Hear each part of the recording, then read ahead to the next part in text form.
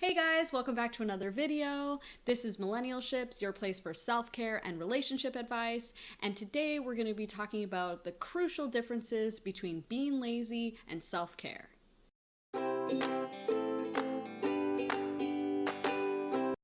Hey guys, welcome to another video. So today I have a really important topic to chat with you guys about, and that is the differences between self-care and being lazy.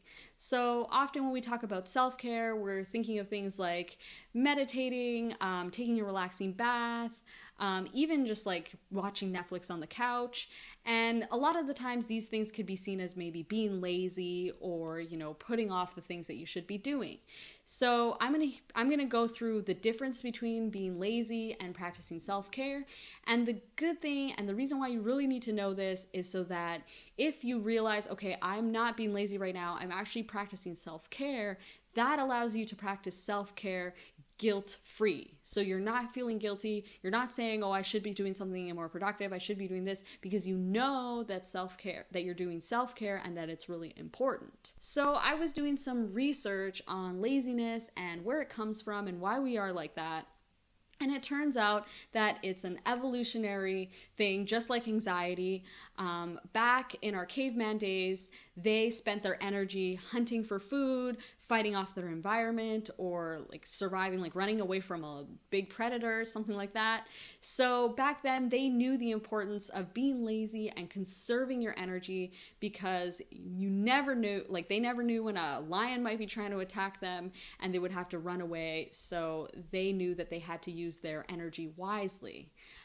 Nowadays, our lives are completely different than that. We don't want to just merely survive. We don't just want a life where we just eat food, drink water, and sleep.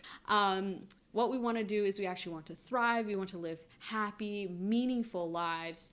And so laziness isn't really a good thing for that, but self-care is. So it's more like recharging rather than conserving your energy. So it's like once you have been fully exhausted. So let's say you've been, you took care of the kids, you had a stressful week at work, you've done all the chores in the house, so you're totally exhausted. Now you need to take that self-care time to recharge. And when you actually do that, the results of taking time to recharge are that you are more productive, you achieve your goals in a shorter amount of time, you reduce stress and anxiety, and you increase happiness and life fulfillment. So all of those results are the result of self-care, and they're the opposite results of being lazy. So when you're lazy, you are not reaching your goals because you're procrastinating and putting them off. You increase stress and anxiety because you have more time to ruminate and think about those things rather than acting on them.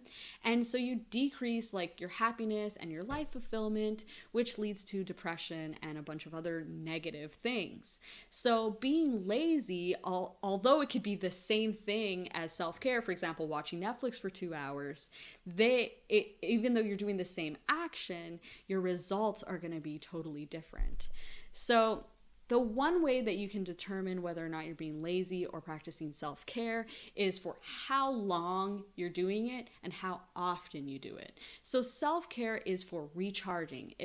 Think about like a battery, for example. Like if you have a battery and you plug it into the wall to recharge it, as soon as it's recharged, it doesn't matter how long you keep it plugged into the wall. You're not giving it any more juice. Like it's already charged up to the max. So if you only put the battery in the wall for half an hour and recharge it completely, that battery now is going to give you its full potential. It didn't matter that it wasn't in there for 2 hours. So that's like self-care. You want to be practicing self-care for the shortest amount of time required for you to feel fulfilled, relaxed, and recharged.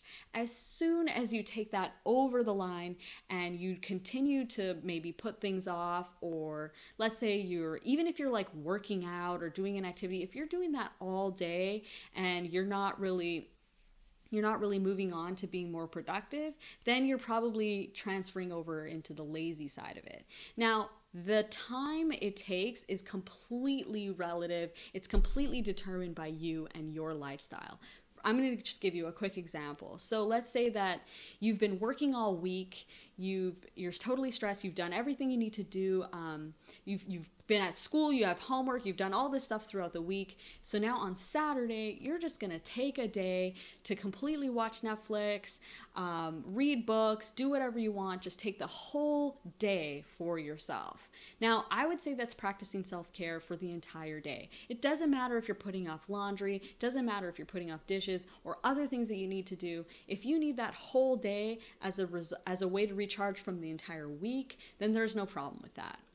But on the flip side, if you've had a pretty chill week where you haven't really had anything to do, or you didn't have a lot of things that were on your plate, and then you take the entire day on Saturday just to recharge or practice self-care, that could maybe be on the lazier side, just because you didn't actually need all that time to recover.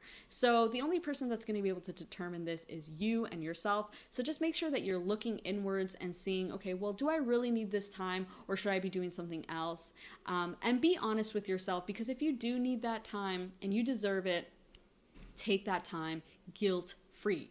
Now, that's the reason that I wanted to touch on this, was because self-care should be practiced guilt-free. So the reason why is because of those things I mentioned. When you practice self-care, your life gets better.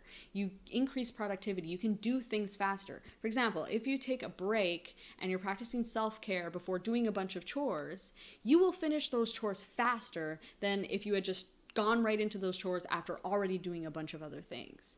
Burnout is a real thing, and you can get overwhelmed.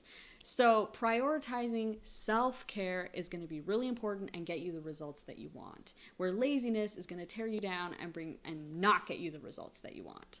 So that's all I'm going to go through right now. If you guys want a little bit more detail, a little bit more information on all this stuff, I wrote a more in-depth blog post about it. So I'll leave a link in the description for that if you want to check it out.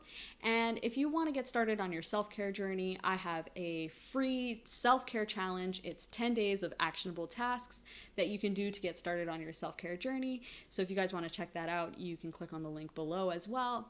And if you like this video, please consider subscribing and definitely hit the like button so that I know you guys are digging these. And that's it for today, and I'll see you guys next time.